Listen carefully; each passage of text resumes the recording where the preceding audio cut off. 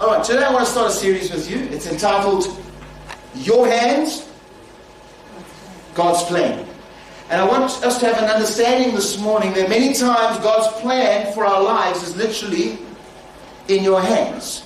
And we expect God to move with His hands in our lives. We expect Him to step in and make ways for us that seem so impossible become possible. And yet at times, the solution is actually in our hands. And so we're going to understand this morning that God's plan for us is to never underestimate what's in your hands. Never to devalue what's in your hands. Never to despise what's in your hand, no matter how big or small. Never find what's in your hand to be insignificant. It could be the most significant turning moment in your life and mine if we understood that whatever's in our hands can be part of God's ultimate plan to bring about the change that we need. So I trust this morning we're going to have a light bulb moment. A light bulb moment that we're going to look at our hands and we're going to say, wow, I actually have got something to work with. And there is something in my hands that God can take and work with in His plan for my life. And when I leave here this morning, I leave with hope. I leave with understanding. I leave here with this great gratitude in my heart. I do have something in my hands that God can take and He can work it out in His plan for my life. So here's a saying from Louis Giglio.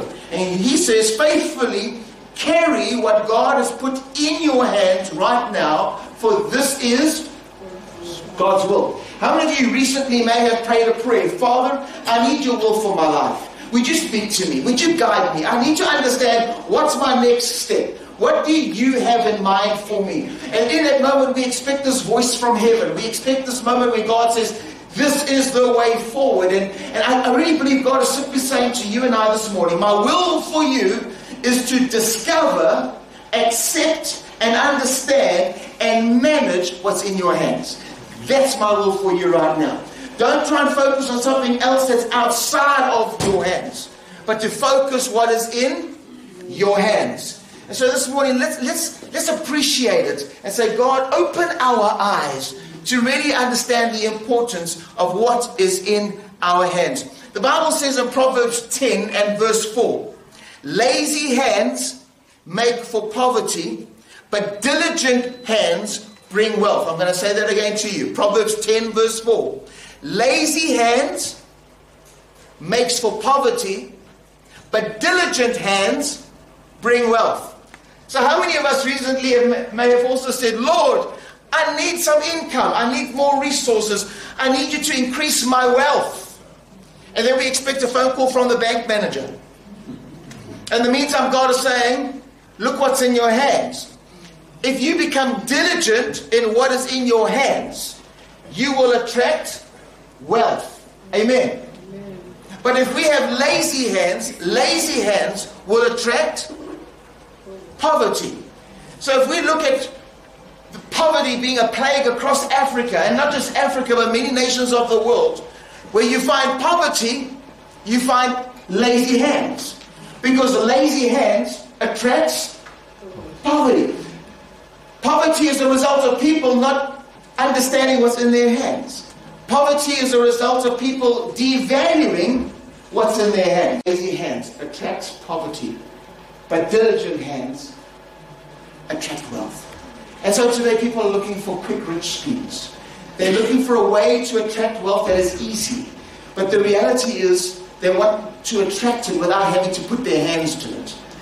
And the reality is what's in our hands will be what God will use to either attract wealth or attract poverty. And so we maybe become diligent with what is in our hands and not despise what is in our hands and become lazy and then suffer the element of poverty in its mix. Matthew 25 verse 14 to 18. Again it will be like a man. Again it will be like a man. Why does Jesus say again it will be like? Just before this parable, Jesus spoke about another parable. And he said that the kingdom of heaven is likened to the parable of the 10 virgins, as you know the story. Then he goes into the next parable and he says, again, the kingdom of heaven will be like this parable that I'm going to unpack. This is kingdom values being unpacked. He said, it is like a man going on a journey who called his servants and entrusted his wealth to them. To one he gave 5 bags of gold, to another 2 bags of gold, and to another 1 bag of gold, each according to his ability. What is in your hands is according to your ability. If you want your ability to be stretched and to expand, you've got to learn how to work with what's in your hand. If we don't work with what's already in your hand, God can't give you more. But if you can work with what's in your hand and develop it and grow it, God says, I'm going to grow your capacity. And you might end up with more if you can learn just to work with what is in your hands. Then this gentleman went on a journey. Verse 16. The man who had received 5 bags of gold went at once and put his money to work and gained 5 bags more. So also the one with 2 bags of gold gained 2 more bags. But the man who had received 1 bag went off, dug a hole in the ground, and hid his master's money. His master replied, Well done, good and faithful servant. You have been faithful with a few things. I will put you in charge of many things. Come and share your master's happiness. So I want to stop there for a moment. So there was 3 servants. And the owner put it to the one servant's hands 5 bags of gold according to his ability. To another servant 2 bags of gold. And to another servant 1 bag of gold. The one that received the 5 and the 2 went at once and took what was in his hands and put it to work. As the theme is, your hands is part of God's plan. The master's plan was put in the hands of his servants. And the one that had 5 bags went immediately and put it to work. What did he do? He ended up gaining 5 more. Diligent hands gains wealth. If you work with what is in your hands and you work it well, the outcome will be you will gain more. But lazy hands will gain poverty. So the one man who received 1 bag of gold, he immediately went and dug a hole and buried it and walked away and ended up doing, everyone say nothing. That's called laziness.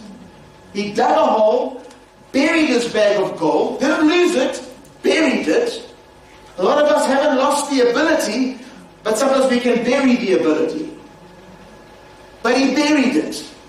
The one that gained 5 more, what did the master say to him? Well done, my good and faithful. That word faithful in Hebrew means, well done, my good and fruitful servant. You know, faithful is not about just being present. True faithfulness is being present and doing something with your life.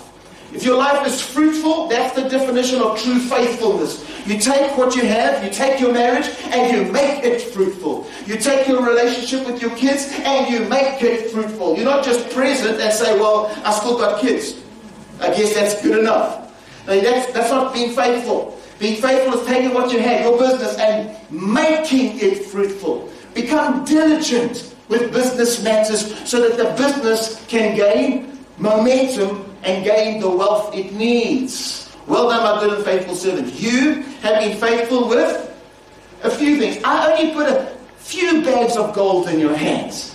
But you didn't despise it. You didn't laugh at it. You didn't underestimate its value. You took it and you put it to work and you gained 5 more. So well done. Now guess what?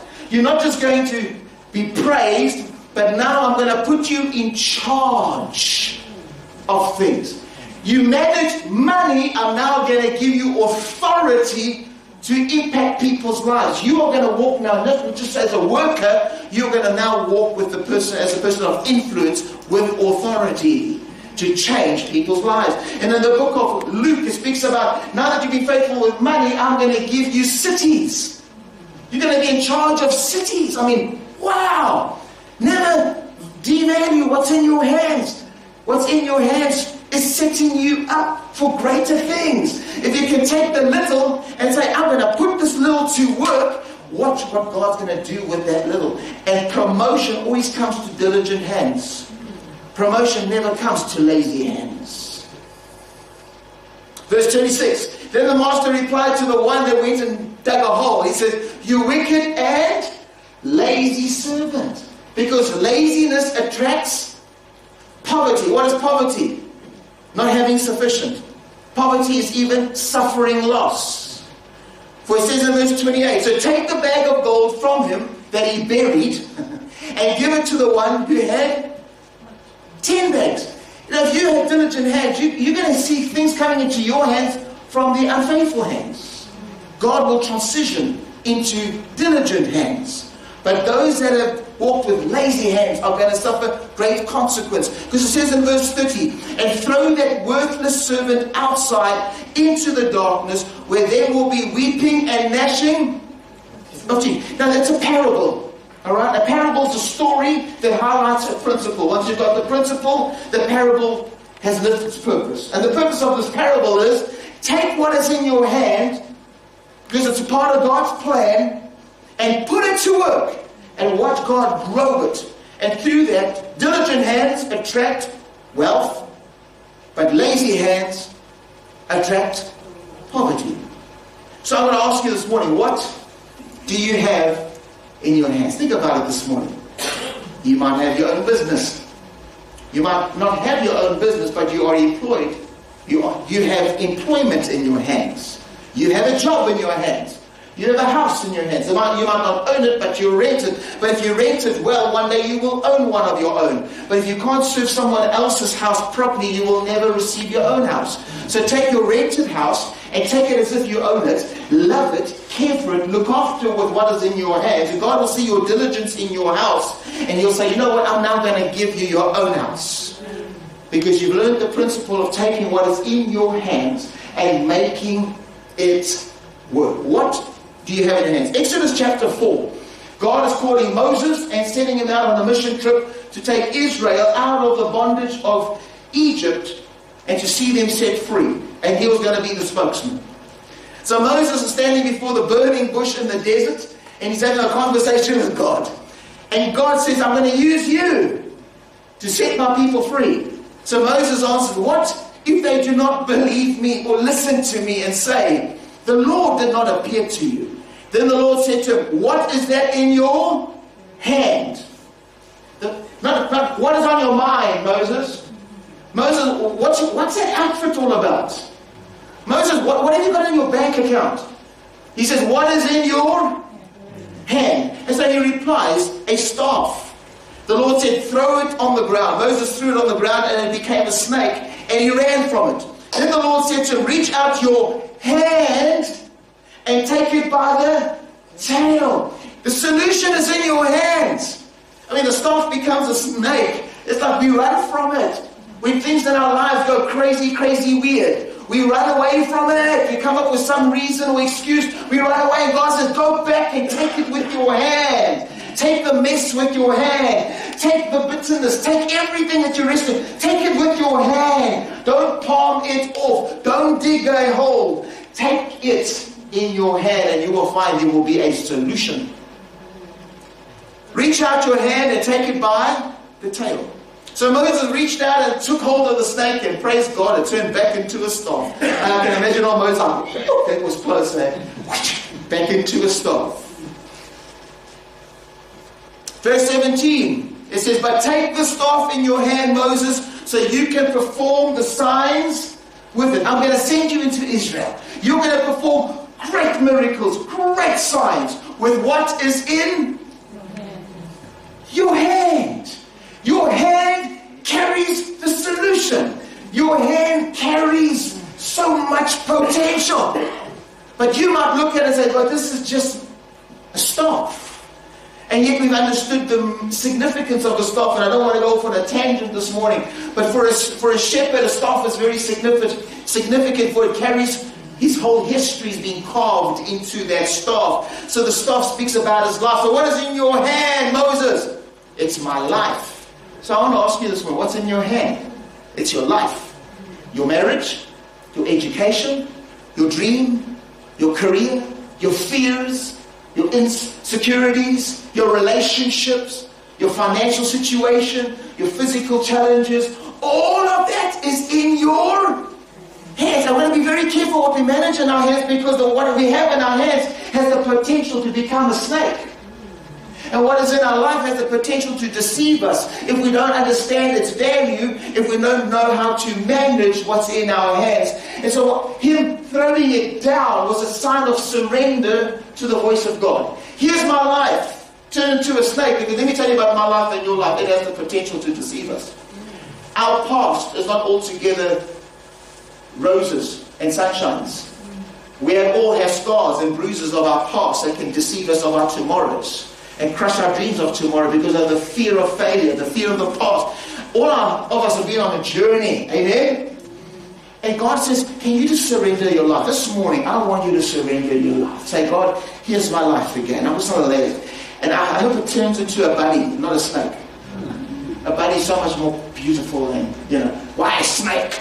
Because a snake symbolizes deceitfulness. It's sly. Let me tell you about your past. Your past and my past is so sly. It takes one moment down memory lane and our peace and our joy is gone for the rest of the day. Think about it. One moment down history lane of your life and your joy and your dreams of tomorrow disappear. So let's surrender it before God. Say, God, can you anoint my life? Can you touch what's in my hand? And can you bless what's in my hand? Amen? So I need to ask you this. Your life is in your hands. To make of it what you will choose. What will you choose? Will you choose to take like the man with the one bag of gold? Maybe he was like this. He took the bag of gold and he looked to his neighbor and said, yo, that's not fair. He's got 2. And then looked at his other neighbor and said, he's got 5. He's got more to work with. What if he messes up with the 4? At least he's got another bag. I mean, at least he's got more alternative, more options. I've got one bag of gold. I have one big business deal that goes south, and I'm out of this. I could lose everything. So let me hold on to what I have, but I'm not putting it to use. It becomes useless in my hands. And what becomes useless in our hands, we end up becoming worthless in life. You wicked and lazy servant. Throw that worthless servant out. We devalue ourselves by devaluing what's in our hands. If we look at what's in your hands and you see it as useless and worthless, you become what you see your hand as. We become useless. We become worthless because we don't believe we've got anything good to offer life. If you look at your hand, you feel, I'm so unqualified.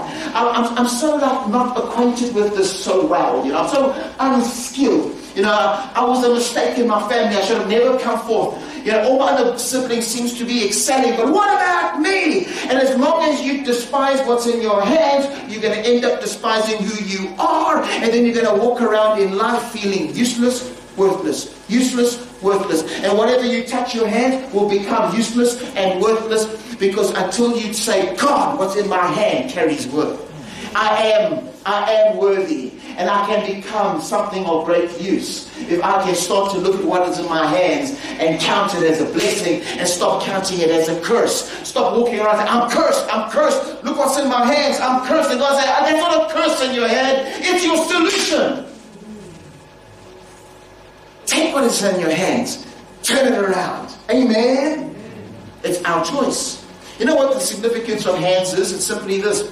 We use our hands nearly in everything we do. Go try and brush your teeth tonight without hands. Follow me. Hey, come on, lunchtime when you get home, put that spaghetti on your plate. Eat it without hands. Go for a shower tonight and bath and shower without hands. Try and do life without hands. You feel useless. Correct? Our hands are involved in all things we do. It appears 1,466 times in the Bible. God has a lot to talk about hands. It's a sign of commitment. It's a sign of an agreement. It's a sign of responsibilities. It's the sign of having an ability to do something. What is in your hand matters. Your hands is part of God's plan. But you don't understand. You see that now we're going down the wrong road. As soon as you put that button, turn to someone and say, stop butting around. Come on, stop butting around. Stop putting that butt in. What is in your hand is part of God's solution. Ecclesiastes 9 verse 10 says, whatever your hand finds to do. Ooh, I love this verse. Whatever. So when you get home, ladies, and you make that coffee for your husband, no matter how angry you still are with him, you're smiling now because you're at church. But then you get home and then that church smile comes straight off. And then he looks at you, but you went to church, babe. Yeah, but that's church. This is life.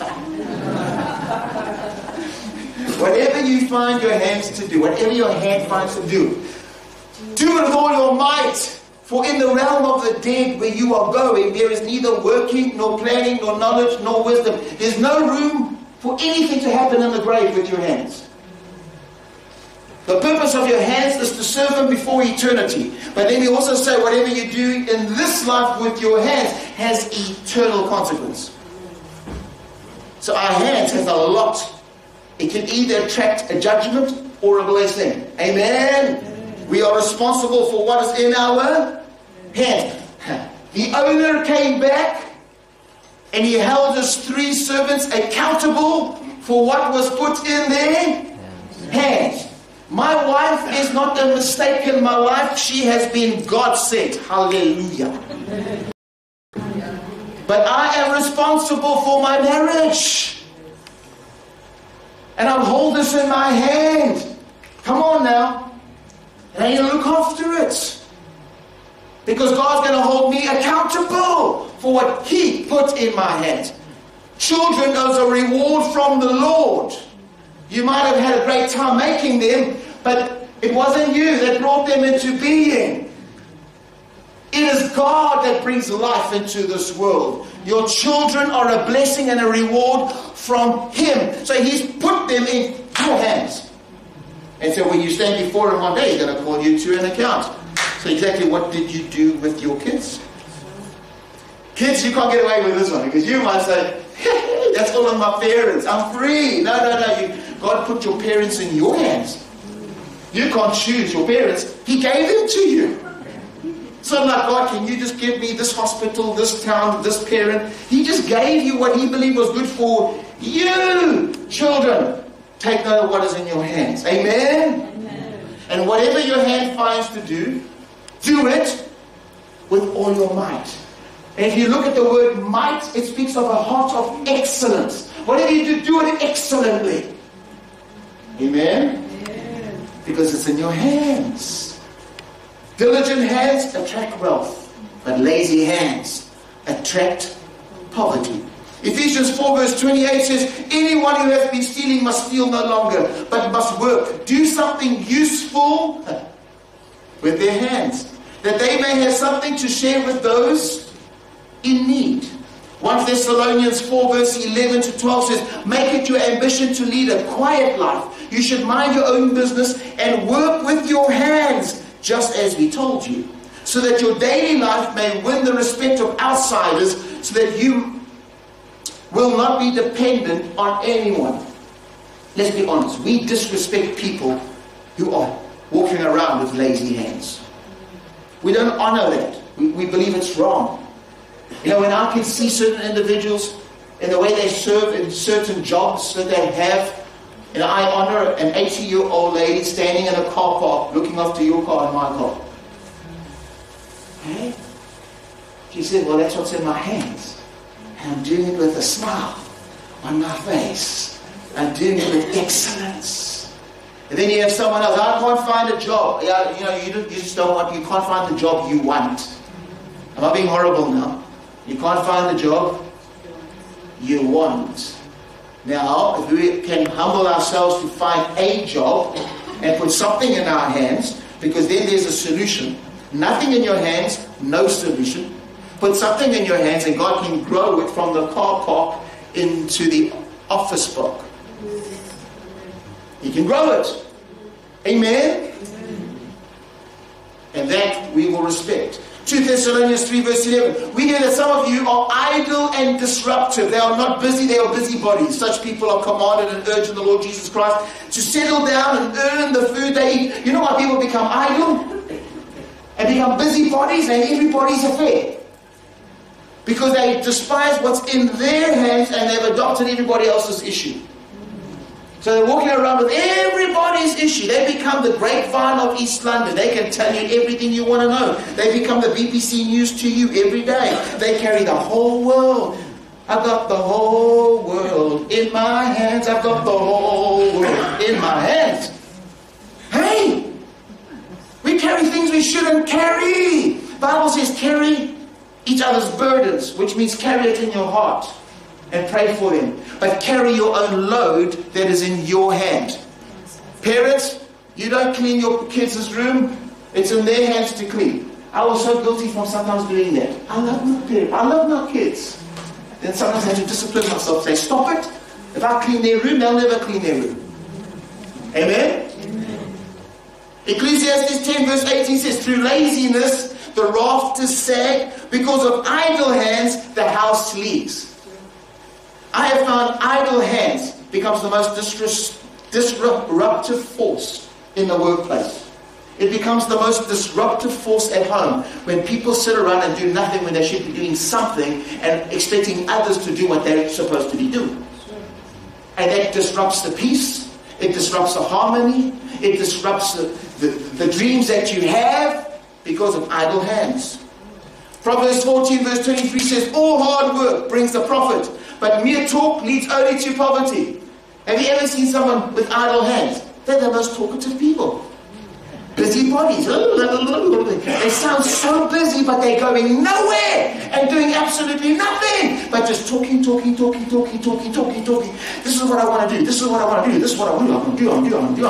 What are you doing? Nothing. But this is what I want to do. This is what I want to do. This is what I'm going to do. What are you doing? Nothing. But this is what I want to do. I'm going to do. Do you know of anyone like that? Don't look at your neighbor.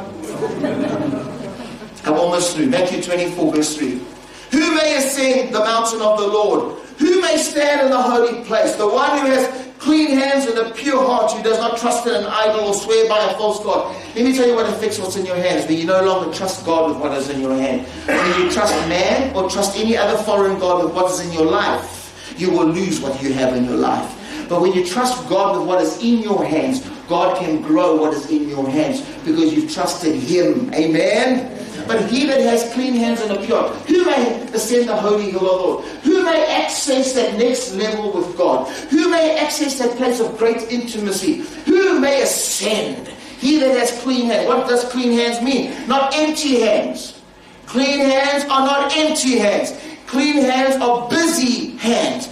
Busy working hands are clean hands. Diligent hands are clean hands. Forgiving hands are clean hands. Hard-working hands are clean hands. But lazy hands are corrupt. Lazy hands are wicked. Lazy hands are ungodly. Amen? And not clean. Whatever you have, keep it clean by doing it the right way. Keep your hands clean. 1 Timothy 2 verse 8 says, therefore I want men everywhere to pray, lifting up holy hands without anger or disputing. You know how many men today are not getting any momentum in their lives? So when they're praying, they're not praying with hands that are holy. In their hands they're carrying such anger, such frustration. They're angry with the world, but they're lifting their hands because we're in church and I guess we all lift hands, so let's lift hands. So they're going through the motions of lifting hands. But in their hands there's bitterness. In their hands there's resentment. And God's not going to bless those hands. We've got to deal with what is in our hands. Luke 9 verse 62 says, Jesus replied, no one who puts a hand to the plow and looks back is fit for service in the kingdom of God. What is your plow? What is your plow? What are you using to work your land? What is your plow? It's in your hands. What is that plow? What is that ability? What is that gifting? What is that God has given you? It's in your hand. Don't look back. Because as soon as you start looking back, remember we told you about Moses when he threw that staff. That staff was his memory lane. That staff was his history. It can become a snake. You may have a hand, you might be employed. Praise God for your employment. But one look back, you could lose your employment. One look back, you could lose your wife. One look back and you can say, my word, we've been together so long, baby. Don't look the way you used to. Things have changed. It's funny, you forget that you've also changed. Hey? And we look back and it disrupts where we are going. Amen? Oh my word, I've just got a few minutes. Praise you, Jesus. Matthew 27, listen to this. Do you know that Jesus was crucified because of a man who wasn't sure of how to manage what was in his hand? When Jesus stood before Pontius Pilate, it says in Matthew 27 verse 22, what shall I do then with Jesus who is called the Messiah? Pilate asked. They all answered, He says, but why? What crime has Jesus committed? Asked Pilate. But they shouted all the louder, crucify him. When Pilate saw that he was getting nowhere, but that instead an uproar was starting, he took water and washed his hands in front of the crowd. Washed his hands. He washed away the responsibility. It's not mine. So how many times do we walk into our house, there's an argument going on, and it's like, oh, I've got to go back to work quickly, babe. Not my responsibility. Excuse me. That family moment is your responsibility. Aren't you part of the family? Aren't you part of the house? Aren't you the head of the home? Or isn't this your place of influence? Amen? But Pilate washed his hands. It says in verse 24, I am innocent of this man's blood. He said, it is your responsibility. How many times do we palm off what's in our hands onto somebody else? We get tired of our kids and we say to our, it's not my kids, it's your kids. They're more like you anyway. It's not my parents, but who brought you into this world? I don't have fun. Luke 23 verse 22. For the third time he spoke to them. Why? What crime has this man committed? I found no grounds for the death penalty. Therefore I will have him punished and then released him. In Mark's version it says, Mark 15 verse 15. Wanting to satisfy the crowd, Pilate released Barabbas to them. He had Jesus flogged and handed him over to be crucified. Jesus got crucified because of a man who had the power, who had the authority in his hand to declare, Jesus, you are innocent. But because of crowd pressure, he gave it to the crowd. Do you know how many people today are throwing away what's in their hands because of the crowd of influence of others? The opinions of others, they laugh at what's in your hand. They mock you for the ability that you have. They devalue you, so you listen to their criticism and you take it to heart, and so you believe their voice and you start devaluing yourself, and so you devalue what's in your hand, you devalue your life because of the crowd. So I want to say again before we close, what do you have in your hand? Write this down, read it back at home. 1 Kings 17 verse 12. The land was in famine. There was no rain. God sends the prophet to a widow who was gathering a few sticks in 1 Kings 17 verse 12. She says, I don't have any bread. Only a handful. Everyone say handful. I don't have any bread. I only have a handful of flour in a jar. If I empty my jar out right now, it's only enough for my hand. It's only enough for my hand. Let me tell you, what's in your hand is enough for God to produce a miracle. I am gathering a few sticks, she says, to take home and make a meal for myself and my son, that we may eat it and die. What is in my hand is my last. It's the end of my life. I'm going to eat it. I'm going to make a meal for my son and I. We're going to eat what's in my hand and we're going to die. I don't see a life beyond today, what's in my hands. But she went away and did what Elijah the prophet told her to do, to make him first, a small little roll. So there was food every day for Elijah and for the woman and her family. Because of what she did, she took a handful and she added faith to the handful. And what she thought would only last for one day turned into a meal that lasts every day. Your solution, which you think is only for one day, what's in your hands has the possibility to be a solution for every day. You can turn your one day into every day. So I want to end off this morning by the following. Take note of this. This will help us. Why do we bury what's in our hands? Number one, we fear failure and we fear shame. So we take what we have and we bury it. We bury what we have because of the feeling of rejection. We've been through rejection before. We don't want to be rejected again. We feel unqualified. Because we feel unqualified, it's that feeling in us, we bury it. We bury what's in our hands. Well, listen to the statement. Because we have faith in disappointment and we have faith in guilt. Have you ever heard that? You have faith in disappointment. You believe that you will experience disappointment all the time. You believe you're going to fail all the time. You believe that people are going to fail you all the time. So why even bother trying to trust anyone? Why even bother building a relationship? Because I have faith. What do you have faith in? I believe in disappointment. And I have faith in guilt. I believe that I'm guilty as charged. There's no hope for me. I have messed up. I've messed up properly. There's no room for me to ever have a future. When I look at my hands, I see guilty as charged. And I have faith in it. So I'm sorry, use someone else. Don't use me. Bury it.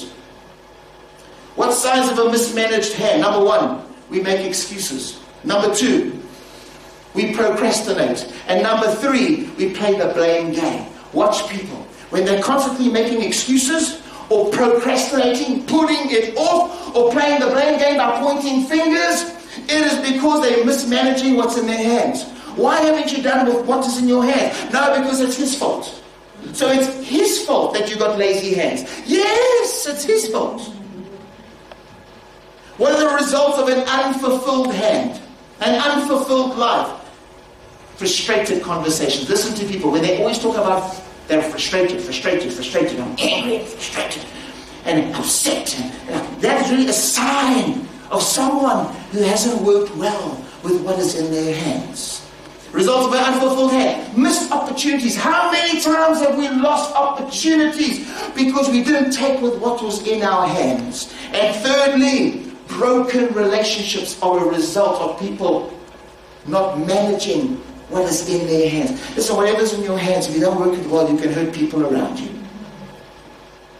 So how do you strengthen your hand this morning? Number one, please maintain passion and integrity. Whatever's in your life, don't start lying about it. Just speak truth about it. Speak truth over it.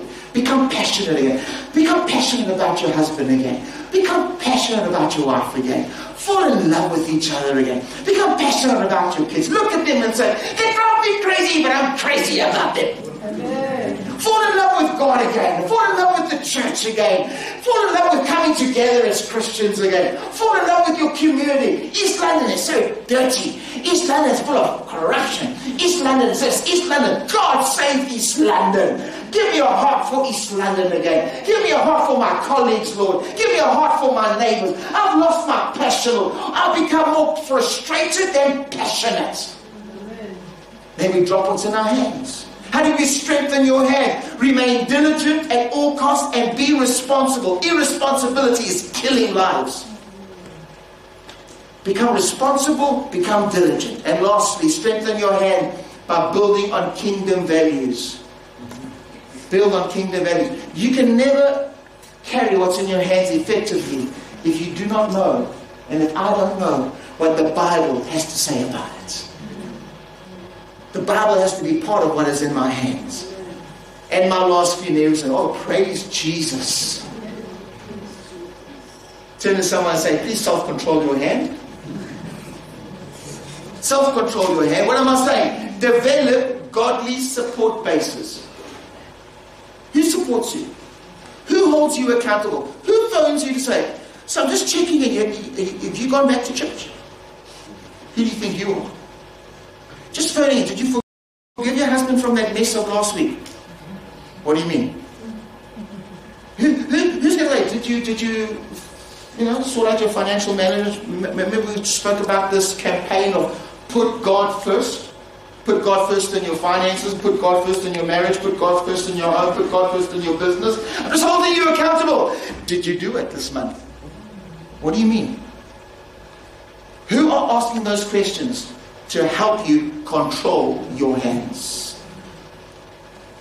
Bring closure to your past will help you to control your hands. Some of us today, as we pray, you have to hand over to God your yesterdays. Your yesterdays are robbing you from taking what's in your hand into your tomorrows. And lastly, can you please make time with God? Make time with God. Make time with God. Without God in our lives, church, we will never take what's in our hand and let it become a masterpiece of a solution. Make time with Him and allow Him to take what's in your hands. That you might say to me today, but God, my hands are damaged, my hands are bruised, my hands are shriveled. You might say to me, Pastor, but you don't understand what my hands have been through. There was a man in the Bible who had a shriveled hand. And Jesus said to him, stretch it out. And as he stretched it out, that shriveled hand was made whole, so that he could hold what was supposed to be in his hands again. Some of us have lost our dreams. Some of us are so frustrated. Some of us are so offended. Some of us have been so badly panel beaten and bruised that we don't know how to hold our dreams anymore. We don't know how to hold our marriages anymore. We don't know how to hold our businesses together because our hands have become so deformed. We can't hold anything anymore because we've been through so many storms of life. And God is saying to you today, stretch out your hand with me. Some of us have got to stretch it out this morning. Some of us have got to lay down what's in our hands. Whatever the case is, your hands is part of God's plan. Let's pray together. Father, thank you for your word this morning. We know we've had some challenges in this place, Lord, with lighting effects and electricity and all of those kind of challenges. But we made sure we listened to your word this morning. And you have fed us. It's a message that we need to keep listening to and nourish ourselves with it, remind ourselves of it. Father, I pray for all of us in this building this morning, and those that will listen to this message, that we will take what it is in our hands. Either this morning we're going to lay it down and say, God, our past can become so deceitful. Would you bless us so we can pick it up and move forward? Or some of us may say, Lord, I have a shriveled hand. I can't even hold anything right now. I'm so hurting. I'm so tired. I'm so disappointed. God says, stretch out your hand. Let me heal your hand. And maybe we should all say this morning, whatever's in my hand, Lord, would you bless it? If that's you this morning, with a shriveled hand, a damaged hand, and a hurting hand, and you want to stretch it out, maybe you just want to just raise your hand to heaven right now and say, God, my life has been so panel beaten. I'm tired. I can just, oh God, heal this hand, heal this hand, heal this hand. Heal my life, my shriveled life, my bruised life, my offended life. Whatever I've been through, Father, I pray for healing to these hands in the name of Jesus. Maybe some of you want to say this morning, I want to lay my past down. I'm going to throw my scarf down. And I want to right now bring closure to my past. I don't want my past to influence me. If that's you, maybe you want to raise your hand right now and say, God, I'm laying my past down. I'm laying my past down right now. Right now, I'm bringing closure to my past. Thank you, Lord, for those hands right now. In the name of Jesus. And lastly, you saying, God, whatever my hand finds me, whatever is in my hand right now, I'm going to change my attitude about it. I'm going to change my outlook on it right now. I'm going to stand. I'm going to take what is in my hand and I'm going to allow it to become part of my solution. And here it is, Lord. I lift it up to you. If that's you, will you raise your hands right now? Raise your hands and say, Lord, here's my life. Here's my marriage. Here's my business. Here's my kids. Here's my family life. Here are my friendships. This is my life, Lord. This is my workplace. This is me. I lift it up before you. I lift it up before you. Would you take what's in my hands? Turn it for your good. Turn it for my good. Diligent hands that brings wealth. Right now, that blesses my life. In Jesus' name. Amen.